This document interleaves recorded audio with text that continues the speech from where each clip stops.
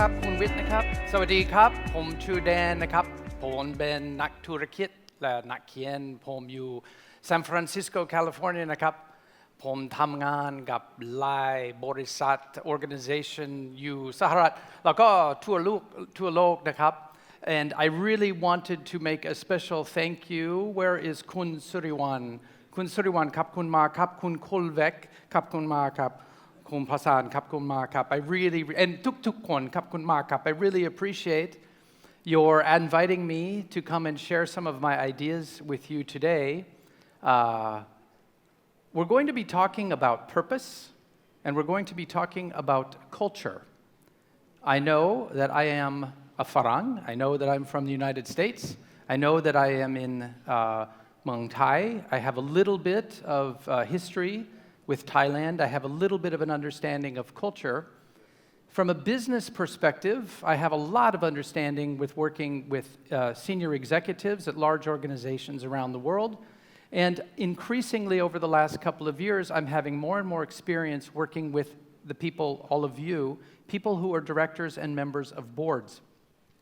So what I want to share with you today is I want to share with you a story that I think is relevant for all members of boards. We're going to weave this story together today, composed of 3 different strands. We're going to weave 3 different stories together, all of us, to create a new vision for something that I think is increasingly important for you as members of the board. The first thread we're going to talk about is culture. We're going to bring that thread in. The second thread we're going to talk about is vision. And what I mean by vision is how do we actually see the world around us with our eyes. And then the third thread we're going to talk about is family. And I'll tell you why as we reach the end of this. We're going to take these 3 threads and we're going to weave them together to tell a little bit of a story. Now, I want to make a promise to you. Actually, 3 promises. You have asked me to come and share something with you, and I think it is my obligation to make sure that I give you some real value. You're all very, very busy people. I appreciate the time you've given me. 3 promises I want to make with you today. And as we go through the next hour or so, I would like you to monitor, am I living up to these promises that I make to you? So the first promise is, you will today see a new imperative for directors and members of boards. You will see a new imperative, a new mandate that we are seeing in the United States becoming increasingly important, and I am convinced this mandate is equally important here in Thailand. The second promise is you will see why culture, and we'll talk a lot about what I mean by culture, but why culture matters now more than ever, in particular for you. And the third is I'm going to show you a new toolkit for thinking about culture as a member of a board or as a director, and then being able to convey your thinking to the management of the organization that you represent, and in fact, to all of the employees of that organization. So we're going to talk about those 3 promises today. Thread number 1, I want to talk about culture, and in particular, business culture. Very quickly, here is my understanding of the history of the board. Here is what the board is supposed to do. Back from the beginning of time, the real job of the board is to make sure that the organization doesn't die. The job of the board is to be mindful to keep the body of the organization alive. So back in the old days, when boards were first invented, the first thing that was considered that could go wrong with a business is its finance. And so it became very, very important that the members of the board have control and guidance over finance. Then it became important to understand that aside from money, it's very important that the organization be well governed. So now the role of the board becomes not only financial, but also to establish good governance. About, say, 15, 20 years ago, it dawned on people in the board that just having good governance and having good finance is not enough, because a business is like a living organism. It's very important that you have a kind of a balanced approach. So now the board starts to become responsible for things like the balanced scorecard, which I'm sure many of you have heard about. The balanced scorecard says the board is responsible not only for making sure that the money is good, that the organization is well governed, but that people in the organization are actually performing well. Are they happy to work here? Are our customers happy? Are our employees happy? That becomes a mandate of the board as well. Then, starting really probably 7 or 8 years ago around the world, the board now becomes very, very concerned. What's the next thing that could kill my business? Digital disruption. In particular, things around cybersecurity. For the first time in the history of the board, it started about 5 years ago, I know all of you know of this, the board members, you become very concerned about cybersecurity in your business, because what's the one thing that could bring down your organization tomorrow?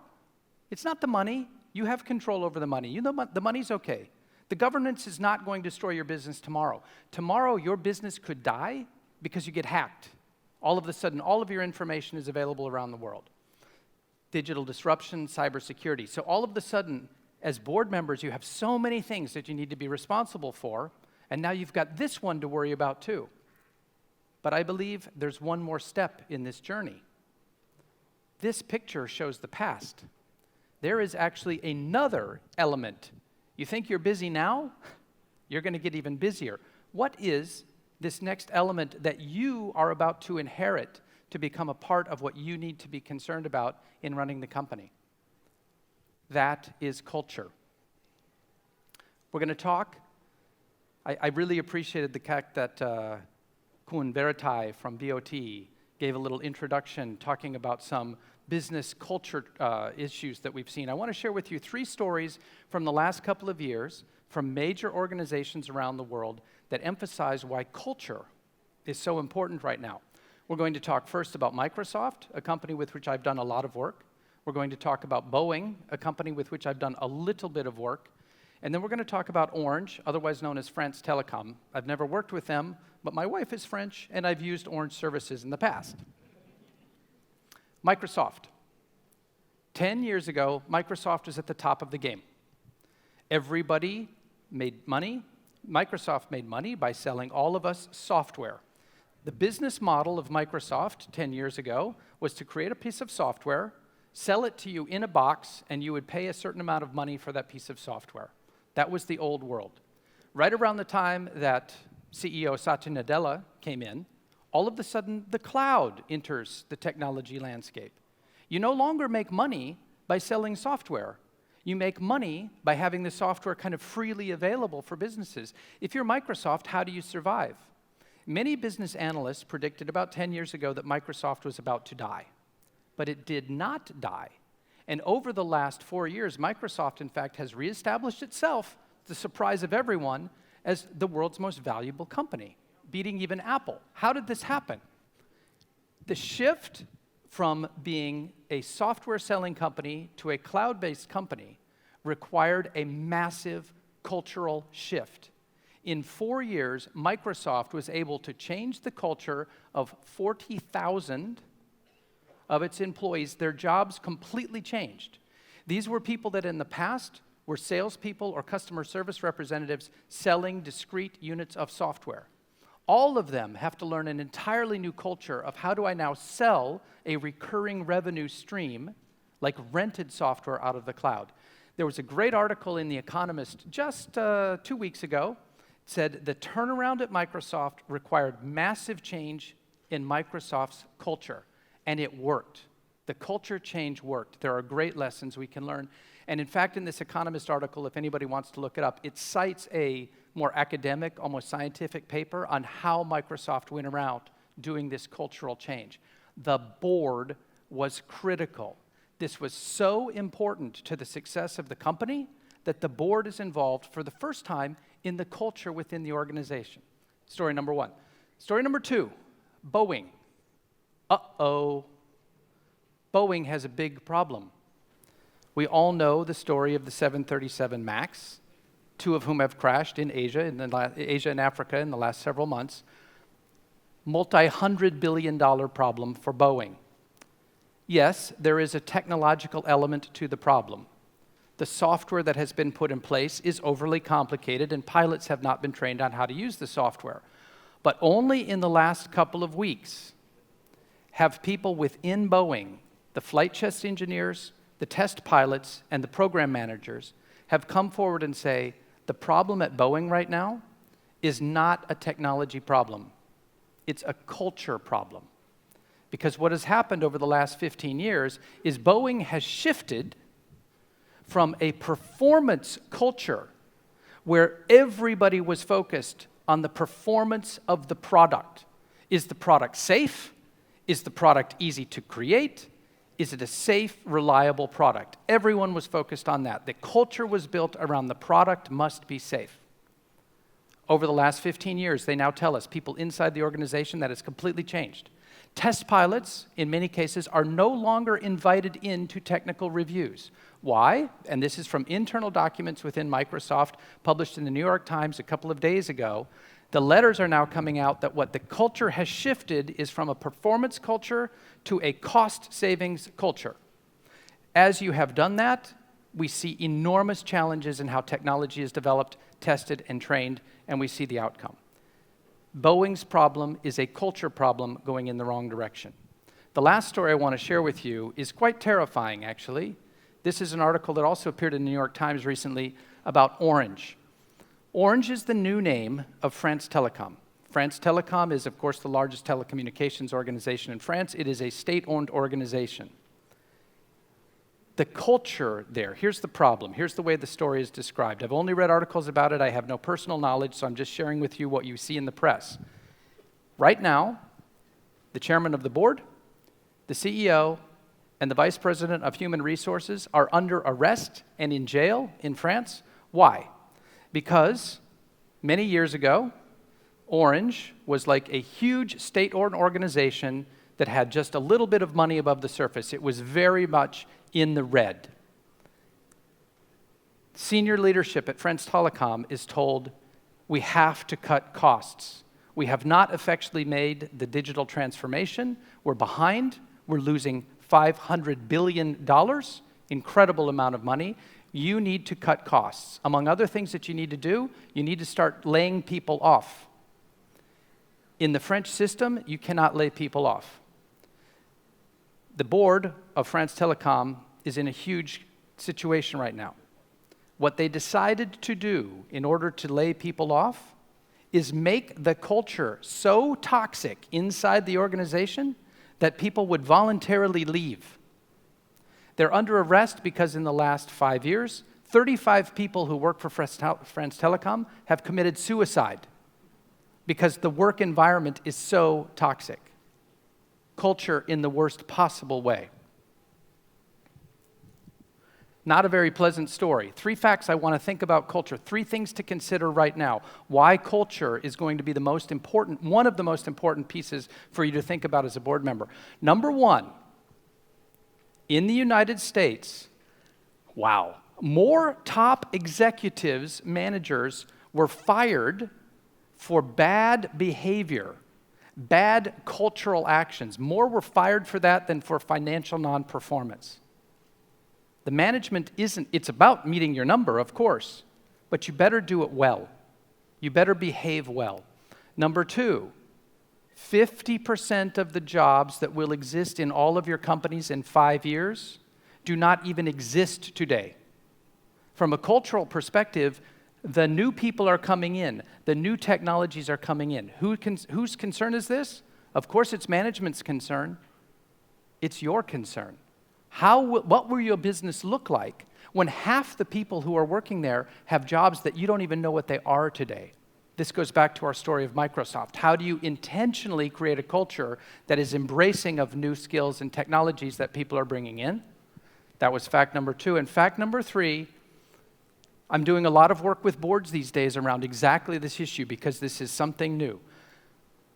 In general, in the United States and in Canada, which is where I am doing most of our work and where our research is interviews with board members are saying, I am more anxious about the cultural performance of my company than I am about cybersecurity right now. Because I don't want to be the board member, the chairman, who reads an article that says bad behavior has been taking place at the executive level in my business, and now people are under arrest or are being subpoenaed into court because they behaved badly. Wow. In any rapidly evolving business environment, and this is why I can say I'm tending to skew what I'm sharing you to the United States and Europe because, to be fair, that is the world that I know. But I also know enough about Southeast Asia, and I certainly know enough about Thailand to know that the issues there, the issues here are not that dissimilar. They're very, very similar issues. In a rapidly evolving business environment, which I know you have, three things are very true. Having a purpose-driven culture, and we will talk about what that means, helps to navigate the exponential change that's going on right now. Having a culture that is grounded and resilient helps you navigate through difficult times because you can rely on the culture of your people to help guide you through.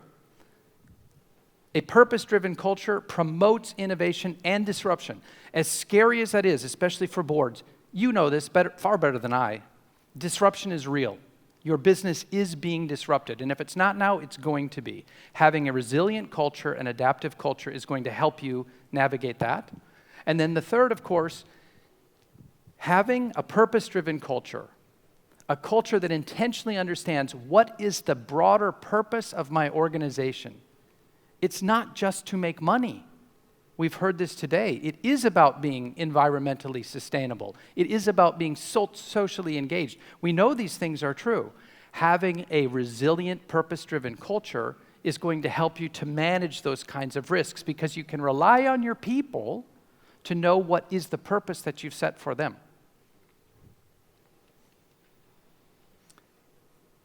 As I was doing the preparation calls for this talk, I was talking to Kun Suriwan and I was talking to Kun Kulvik.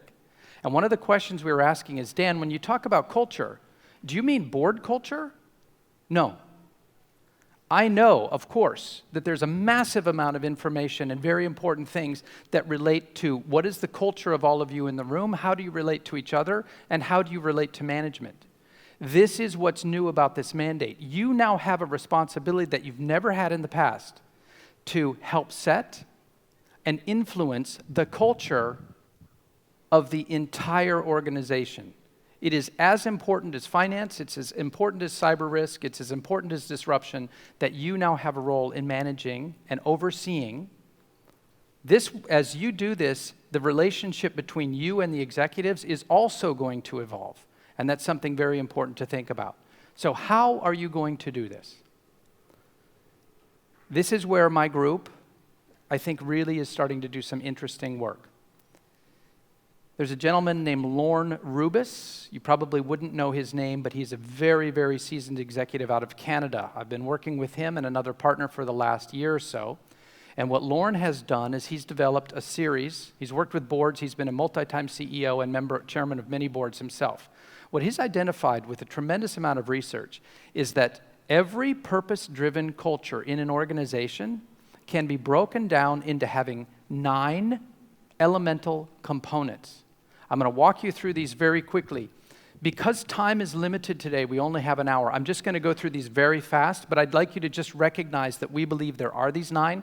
I'm going to take you through them very quickly, and I'd like you to just think as you're looking at this list, are there 1 or 2 of these components that you personally feel are very, very important to help evolve and develop the culture of your organization? So very quickly, we could divide the 9 up into 3 different categories. So there are components that are really based on serving the vision and the purpose of your organization. So you have an inspiring purpose and a story behind your business. You have intentional, well-stated values. And you have courage-driven and results-oriented leadership. Those are about how you establish vision. Now, what about emotion? We know this. Culture is nothing more than behavior. Behavior is driven by emotion. It's not driven by what people are told to do. It is, but that usually becomes a fairly toxic culture. The culture is driven by what people are emotionally inspired to do. So how, as a member of a board who now has a role in helping to build a purpose-driven culture, how do you approach the emotional side?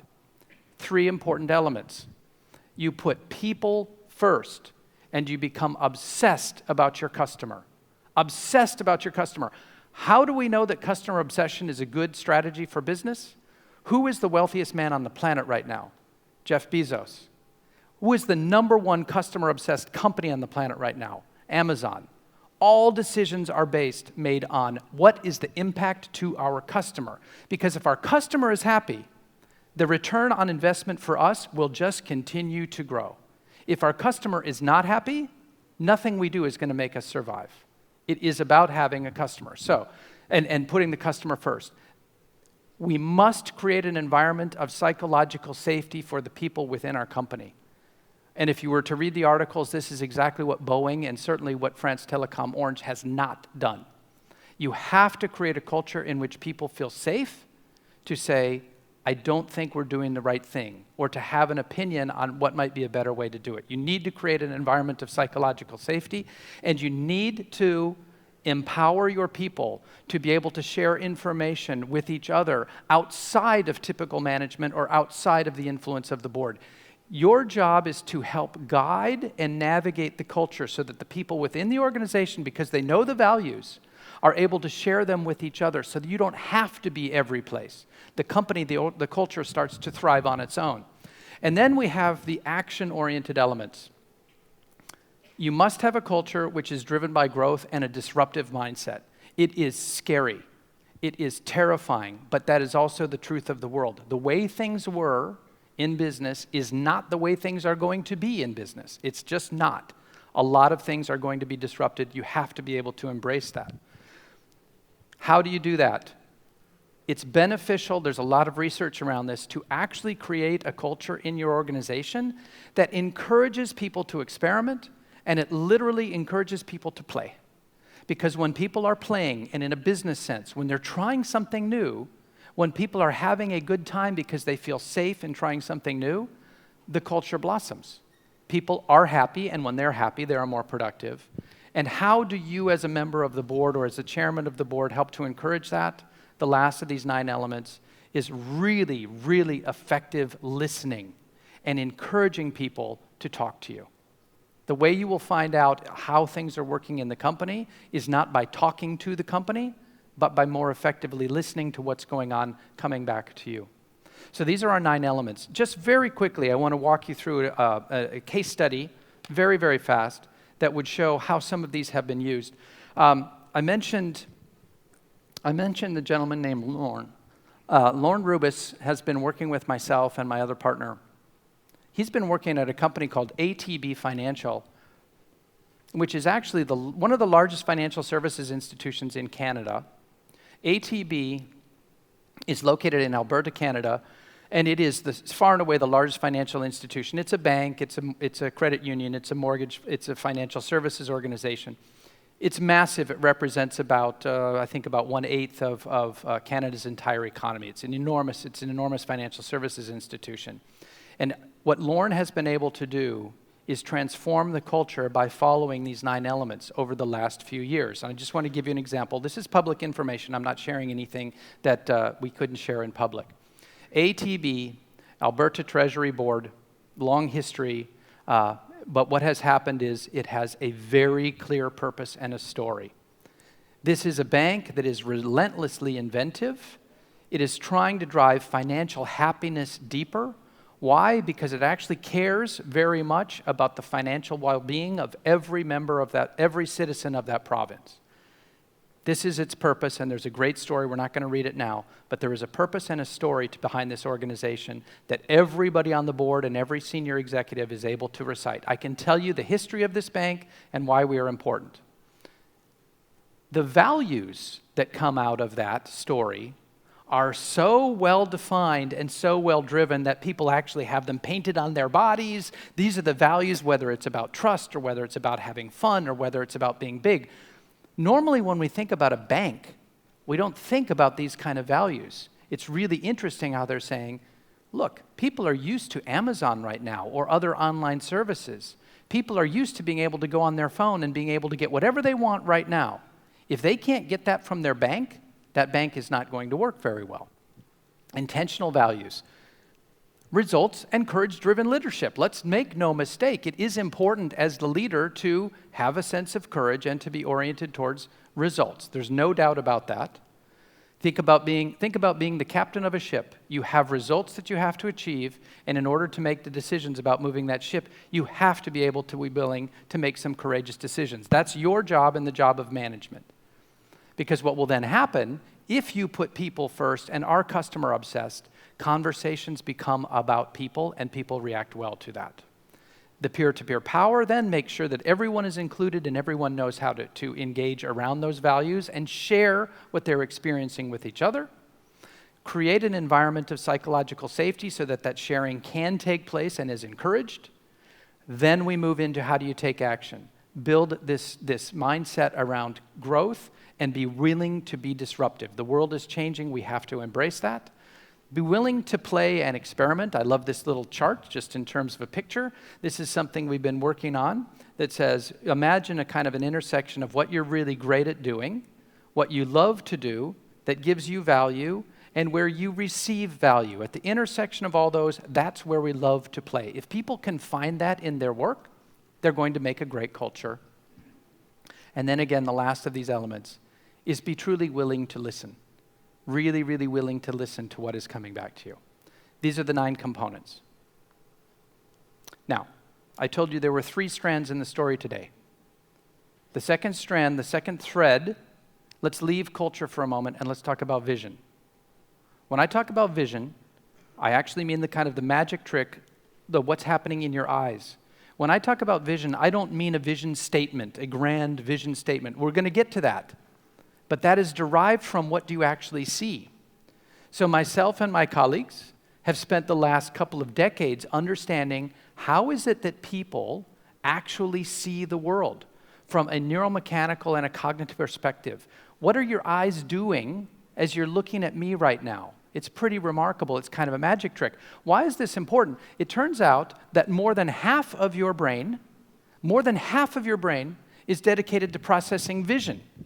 If this circle represents your entire brain, all of the hundreds of billions of neurons that you have in your brain, about 1/3 of your brain does nothing but process vision, far and away more than any other single thing that you do. More of your brain is dedicated to processing vision than any other thing that you do. 1/3 of your brain does nothing but process the photons that are coming into your brain and turn light into meaning in the back of your head. 1/3 of your brain processes vision in concert with all of your other sensory inputs, touch and smell and taste, balance. It's combining all of those, which, think about it, leaves about 1/3 of your brain for everything else. Thinking, logic, math, memory, emotions. That's all in a very small, 1/3 of your brain. When I talk about vision, creating visual stories, why? Because that is the way you're going to be able to activate someone's entire brain. When we're just talking, it's great. When we're talking and showing pictures, as I'm trying to do now, it's a completely different experience. It lights up our entire brain, and we really, really understand it. Why does this matter? Because if you can lead people's eyes by showing them an image at the same time that you're talking, their entire brain will follow you. I can give you an example. I could say, look over here. Isn't this interesting?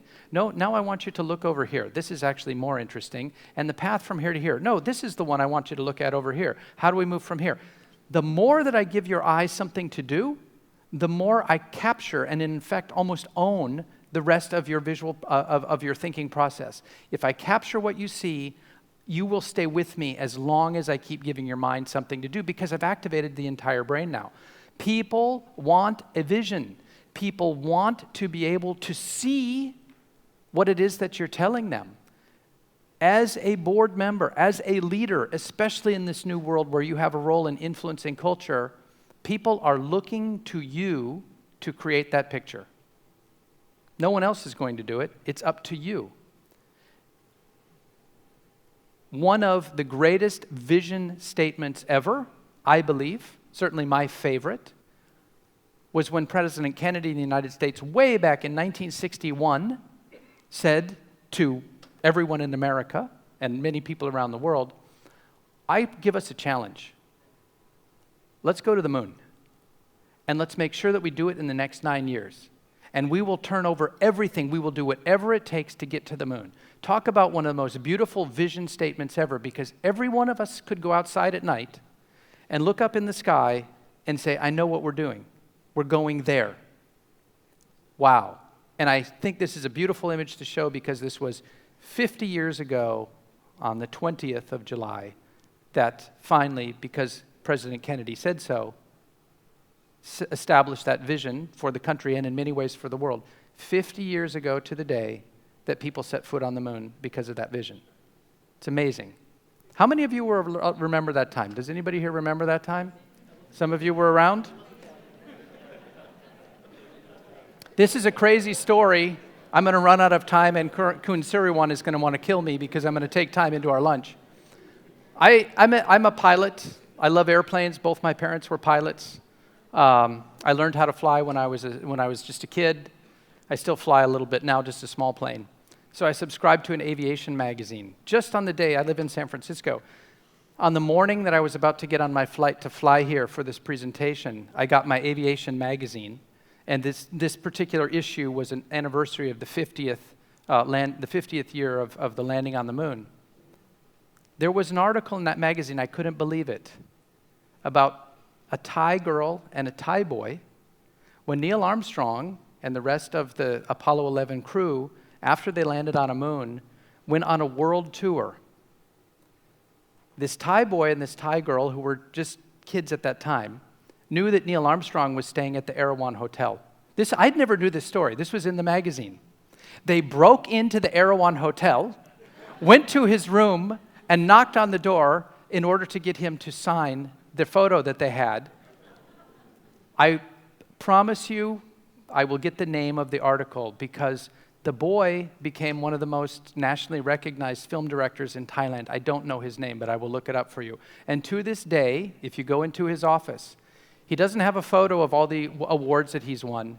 He has the photo signed by Neil Armstrong. Anyway, total digression. The power of a vision statement. What did JFK, what did John F. Kennedy actually do? The vision, he said, is, I'm going to create a destination. Where are we going? Then I'm going to tell us about the journey to get there. And it's going to be a challenging journey.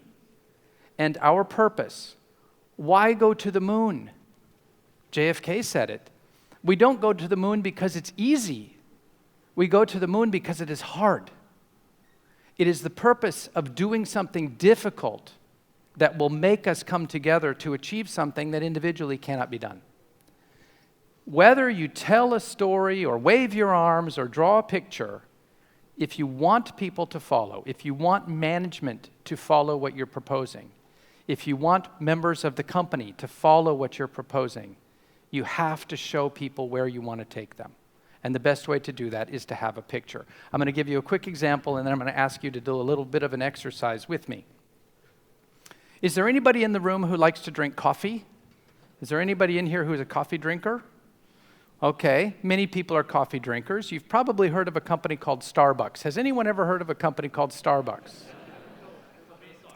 No, never heard of Starbucks. Okay. Starbucks, as I'm sure you know, is the largest chain of cafes on the planet. Does anybody know how many stores Starbucks has around the world? Does anyone want to guess how many? I'll show you how many they have. They have 27,000 stores around the world. We're not going to talk about Starbucks. We're going to talk about a company called Peet's Coffee. Peet's is the #2 coffee retailer in the world in terms of number of stores and coffee sold. Starbucks has 27,000 stores. Peet's has 250 stores. The difference between #1 and #2 in the coffee retail industry is 2 orders of magnitude. Peet's was a publicly traded company. This is the CEO and chairman of the board of Peet's Coffee. He became a friend of mine, Pat O'Day. Pat had a problem. It's a publicly traded company. His shareholders are coming to him and saying, if Starbucks is this big, and we do the same thing as Starbucks, and we're only this big, clearly there's room to grow. The problem Pat faces, Peet's Coffee came first. Peet's Coffee was the original high-quality coffee retail chain in the United States. The founders of Starbucks started at Peet's Coffee. This is the truth. For the first 7 years that Starbucks existed, it bought all of its coffee from Peet's. Why is this important for our story? Peet's Coffee has been around since 1967. From people who know Peet's Coffee, it is the best coffee in the world. those are the people who are truly dedicated to Peet's Coffee. If Pat O'Day comes in and starts undermining the quality in order to become a cost-driven culture, perhaps like Boeing seems to be now, the very people who love his product are going to leave. They will reject him. So here's what Pat did. I want to talk about coffee.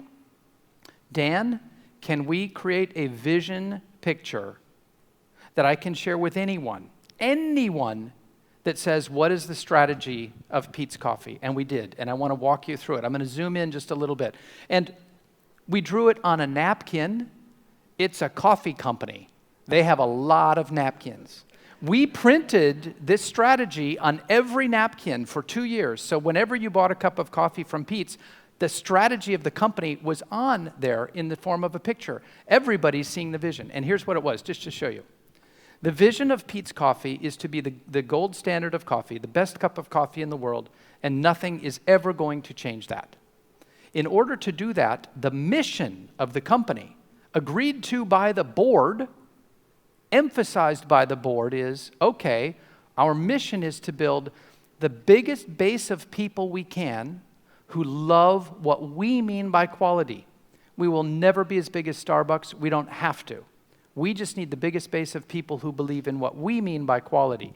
In order to do that, operationally, now it shifts away from the board and it shifts over to management, how are we going to structure our company strategically in order to achieve that mission?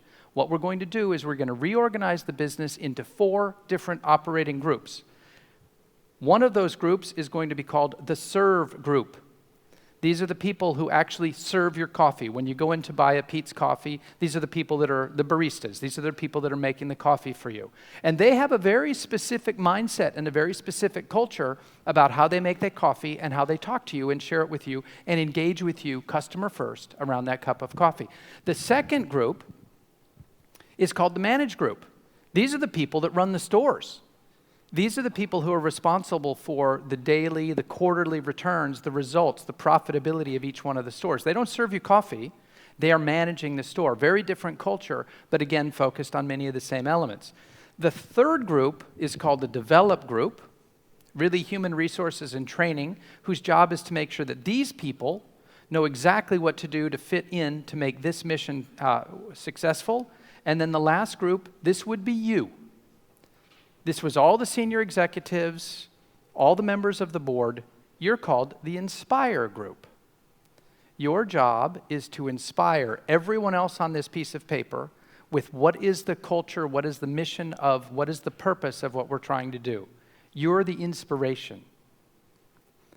Underneath that, there is a set of tools and metrics, guidance, training materials, measures, criteria by which you will be judged, that says how well are you doing the part of the job on this picture that you're there to do, so that everybody isn't just told do this, but is now given tools to know how to do it.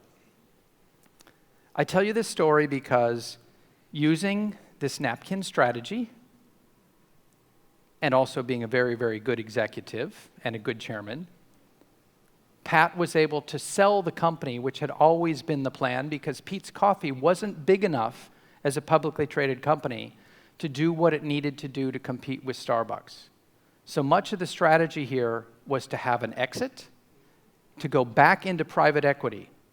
So what happened is a very secretive German company called JAB Investments actually bought Peet's Coffee for almost $1 billion US, which was highly over the actual trading share price of Peet's Coffee. Was the chairman pleased? The chairman was delighted. Was the board pleased? Absolutely. Were the employees pleased?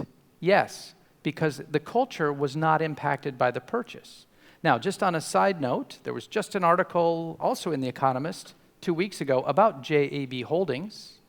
They're now the second biggest retailer of coffee on the planet because they bought a whole bunch of other coffee retailers as well. So it's something interesting. If any of you are in the food services side, I know some of you are. If any of you are in the coffee side, it might be interesting to look at JAB Holdings because they're making an enormous global play to try to begin to corner part of the coffee retail market.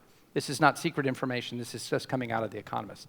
Okay, the last thread in our story, remember we had 2. We talked about culture. Then we talked about vision and sight. The last one is I want to talk about family. And the reason I want to talk about family is because culture, especially corporate culture, business culture, it's too big a word for us to even really think about in the short time that we have. So with Kuhn Kolvik, we were thinking, what might be a really good way to have all of us just think, what does culture really mean? And we thought, well, every one of us works for an organization that we have a direct role in defining the culture of. And I'm not talking about your business, I'm talking about your family. If you think about where you have cultural impact every single day, it's with your family, the most important organization that you work with and are a member of. So we thought, wouldn't it be interesting, just as an example, to think about how culture feels, for each of us to think for a moment about what is my culture at my family, and what do I know from how my family works that I might be able to apply in my role as a member of the board. This is my family. This is myself, my wife Isabel, my two daughters Sophie and Celeste. In fact, this was in อยู่กรุงเทพ2 ปีที่แล้วนะครับ you Paragon, Siam Paragon, I think. So I come to Thailand fairly often. My family, it was the first time that my daughters had been here. Yes, I know this is not Thai food, but they really loved Thai food. So this is my family. Now,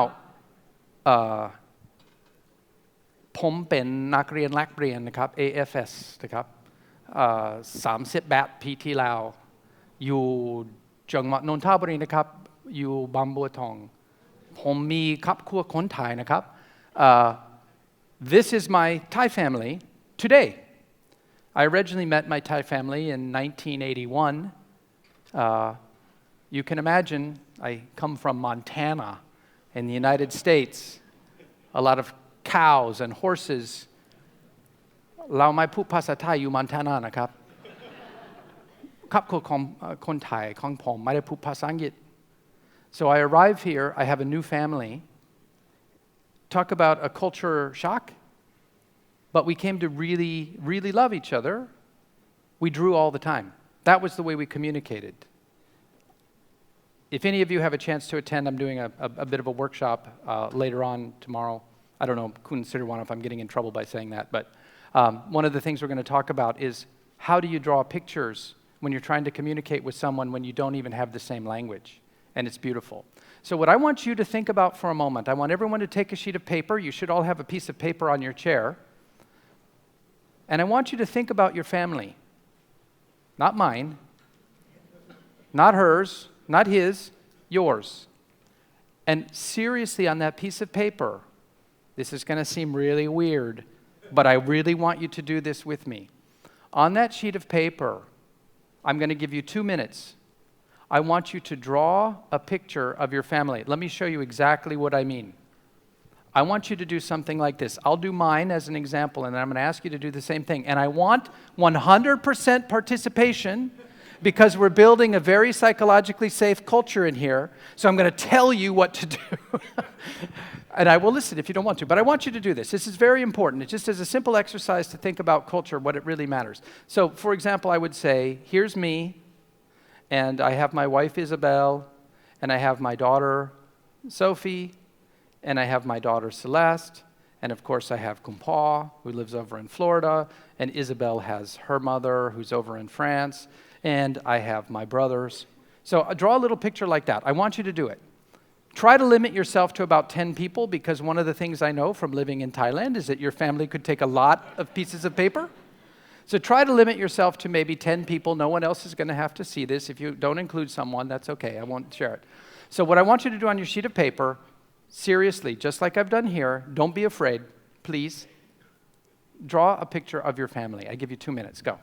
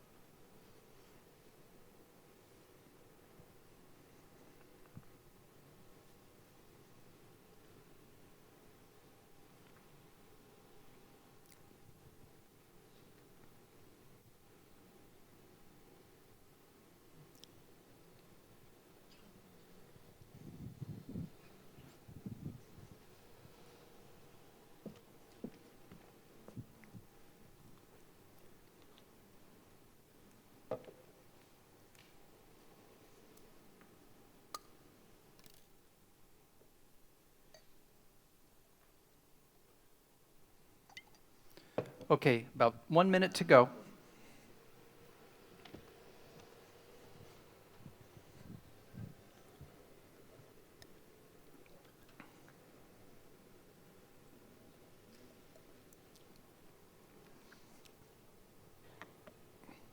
Thirty seconds.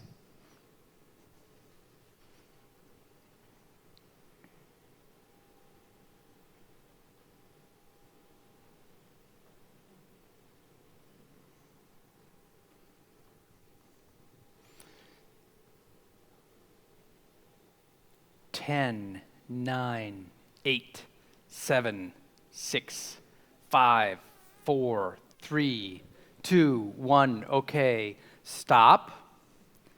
We're not quite done yet. Remember the 9 elements. I want you to just look over this. I would like you to pick one element that you think your family has done really well from a cultural perspective.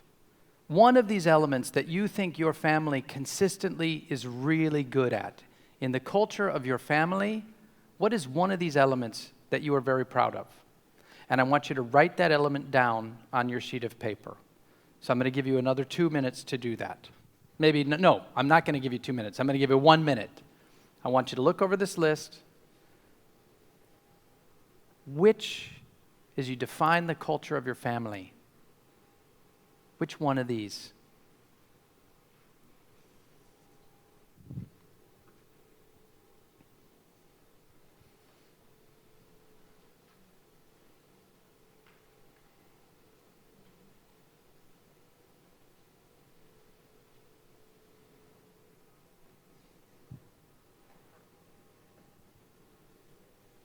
Okay, just take about 10 more seconds and come up with one and write it down on your family. My family is very good at psychological safety, or my family is very good at courage and results-driven leadership, whatever it is.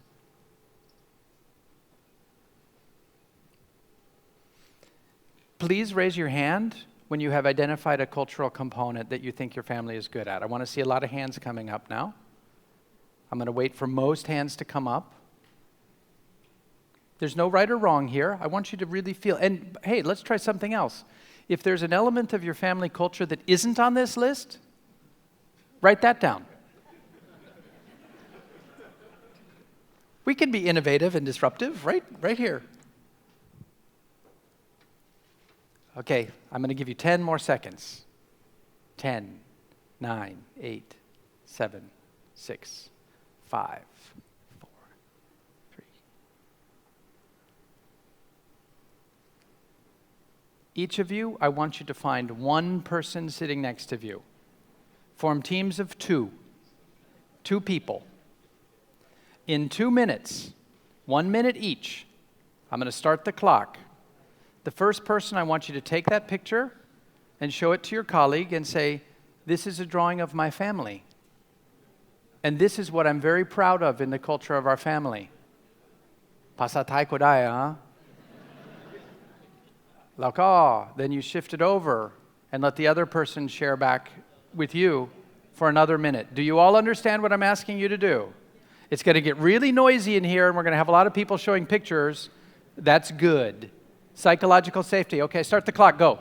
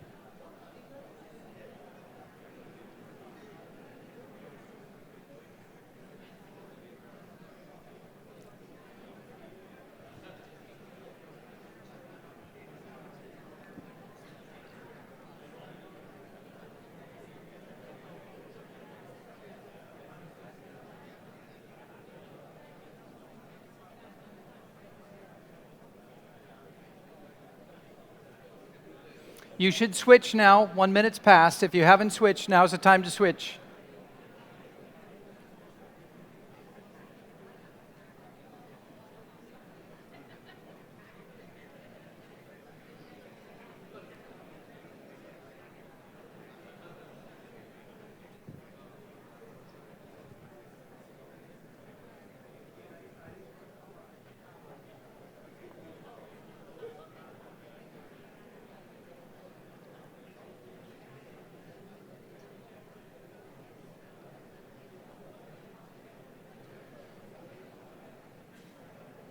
Okay, 10 seconds to go. Finish sharing your pictures, sharing your family. Okay, I want everyone to stop. Thank you so much. Give yourselves a round of applause because look what incredible visual culture purpose executives you are. You're really good at this. Now your homework. Yes. Your homework over the next week, over the next month, over the next year is to do exactly the same thing for the business on which you are on the board. What does my business look like? What is the culture that is important to make sure that it lasts? And I share one more quote with you, one more idea. We're going to go back to probably one of the great chairmen of the board and executives, certainly of the last 100 years, Jack Welch from GE. Anybody here ever work for GE? Did anybody ever do some work with GE? Usually you find someone who's done some work with GE. Pretty powerful company. In the 20 years that Jack Welch was the CEO and chairman of the board of GE, he raised its value, its market value, by 4,000%. GE has trouble today, there's no doubt about it, but the lesson is still true. Good business leaders, that's you, create a vision, articulate the vision, passionately own the vision, and relentlessly drive it to completion. I want to thank you so much for your time. ขอบคุณครับ. Thank you. Well, thank you very much for your heartfelt speech, which opened us the new horizon. Give a big round of applause for Mr. Dan Rome once more. Well, apart from talking with our wordings, now we talk with heart as well. Thank you very much. We all do appreciate that. Open a new horizon for communications นะครับ และลำดับถัดไป now I would like to open the sessions for questions from the floor. Should you have any questions, you can ask our speaker, Kun Dan Rome, who will be here together with us for another, I guess, 10 minutes approximately. ถ้าเกิดว่าท่านใดมีคำถามยกมือมานะฮะเดี๋ยวมีไมโครโฟนวิ่งไหมต้องมีนะเดี๋ยวหนุ่มคนนี้จะเป็นคนวิ่งไมโครโฟนไปนะฮะ questions. Oh, it seems that it has been very clear. So, yes, indeed. Well, I have a question for everybody, if I may. Raise your hand. Did what I just share with you, did it make sense? Yeah? Raise your hand if you thought that made sense, please. Thank you. I shouldn't say this, but I'm going to. This is the first time I've ever given that speech. This is a new part of my business, is this idea of being able to take our lessons and focus on you, members of the board, because we see an incredible opportunity and an incredible challenge for all the reasons that we described here around culture. So I want to just test, you were my prototype. So do you think it will fly? Yeah? Good. Okay.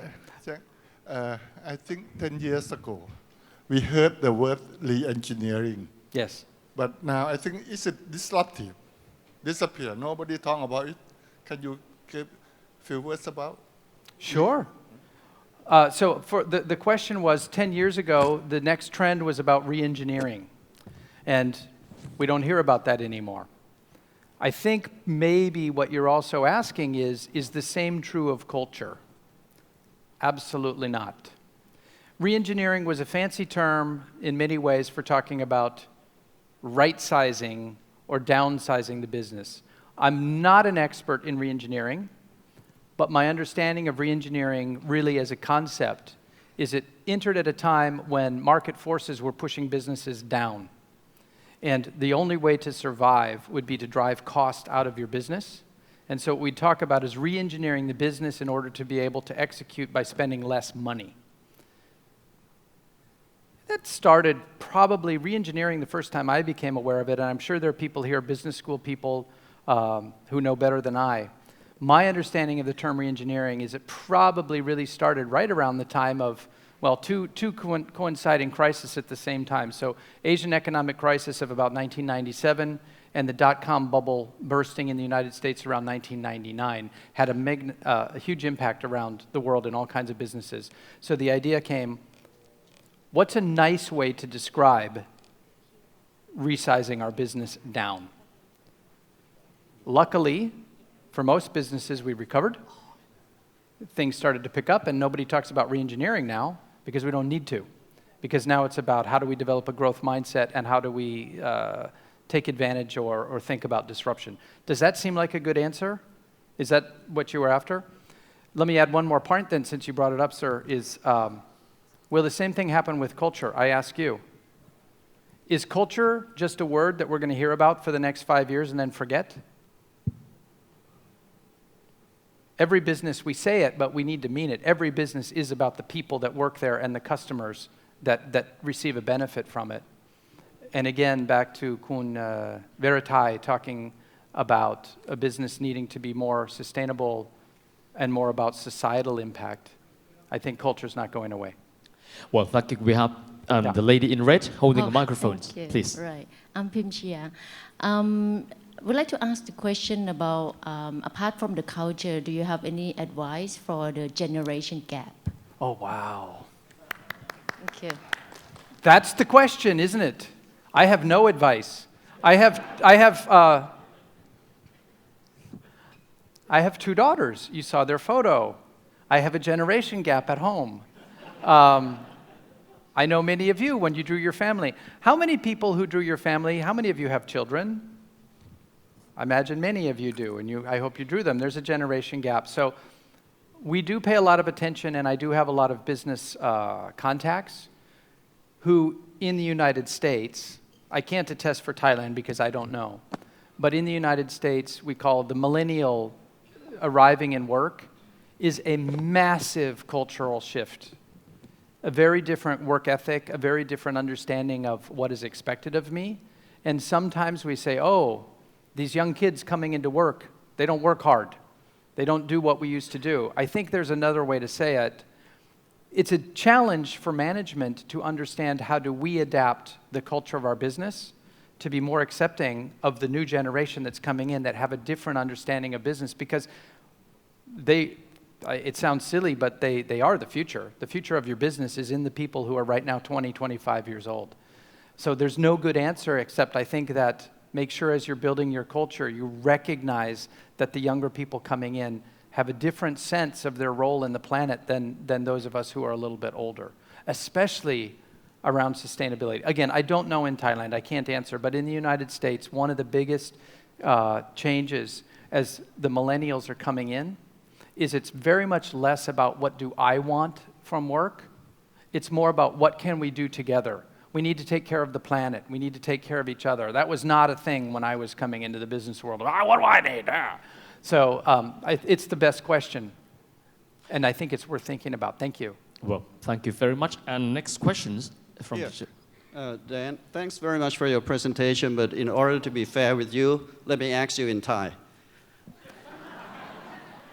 Okay. วัฒนธรรมองค์กรเนี่ยทั้ง9อย่างเนี่ยบางทีมันมีคอนฟ lict ด้วยนะครับ มี conflict ด้วยครับ เราไม่สามารถที่จะผลักดันไปได้ทุกอย่างพร้อมๆกันเพราะมันจะเกิดปัญหาขึ้นเช่นผมยกตัวอย่างเช่นเรื่อง empowerment ซึ่ง empowerment เนี่ยถ้าเรา empower พนักงานทุกคนในระดับรอบกันขอโทษนะครับ I'm lost already. I speak Thai like a 5-year-old dik-dik. I speak really good 5-year-old Thai, but beyond that, I'm sorry. Could you try again for me in English? Okay, what I'm saying is that we can't just implement all these 9 components Correct. simultaneously. some of these can create some conflicts to each other. For example, like empowerment, you could create conflicts in the organization if you're looking for organizational safety. Yeah. So in order to implement, you need to be real careful. You need to be extremely careful. And the good news is, it's a very good question, thank you. Interestingly enough, part of the answer is, it's impossible to implement all 9 of these in any short period of time. It's more a thought model to be able to think about where do we need to begin to focus and prioritize, and also to be aware of the unintended consequences of raising one issue, one cultural component over the other. That said, it is our experience that we're beginning to see that companies that really have an adaptive and resilient culture that is able to take them through the bumps, like Microsoft has proven to do exhibit elements of all 9. How they got there, that's your job. It's a great question. Thank you. Thank you. We have time for Ajahn Narong's. I think that will be the last question for the session. Dan, your culture sort of philosophy or models, can it be applied to all business or all the countries? What an excellent question. Thank you. I don't know. I think so. What do you think? Do you think they can, or do you think maybe not? Maybe not, but again, the next question that I have to ask you, from what you have done some research and come up with this model, do you see anything that you might want to tell us how, if you say it cannot be applied to all, so what are your insights? What we have tried to do, and thank you again because this is a very, very thoughtful question. What we are trying to do is look as broadly as we can to best practices from successful businesses and say, what have they managed to do from a cultural perspective that is enabling them to be resilient? I fully recognize that almost every business model that's put forward, whether it's Jim Collins, who wrote Good to Great, Clayton Christensen with Innovator's Dilemma, all of us and all of you probably spend a lot of time trying to think through, is there a model that I can follow that will help me be more successful? And the only way we know if the model works is to try to continue to evolve it. So the real answer is, I don't know. However, the second part of the answer is, if you look at these 9 components, one is missing. There was nothing in the 9 components about compensation. That's something we need to think about. How does compensation impact culture? What am I, as an employee, getting out of it? There are more. This is a working model, but I am very confident that if a company, if you look at each of these components, research is indicating that they are probably close to correct. And I would turn the question back to you. Intuitively, in your gut, when I showed you the list, we had the question, thank you, where something seemed off. I don't want to ask this for everybody, but as you look through that list, how did it feel? Does it feel intuitively correct based on the things that you know that make for successful companies? My answer is it feels pretty good. Granted, a lot of people have made terrible business decisions based on how does it feel, which is why the research side comes in. So I really appreciate your question. My answer is, I think so, but can you help me try it? Can we help and see if that begins to work? Thank you. That's a great question. Well, thank you. I wish we had much longer time, but unfortunately, lunch is ahead of us. So, big round of applause for the speaker, Mr. Dan Rome.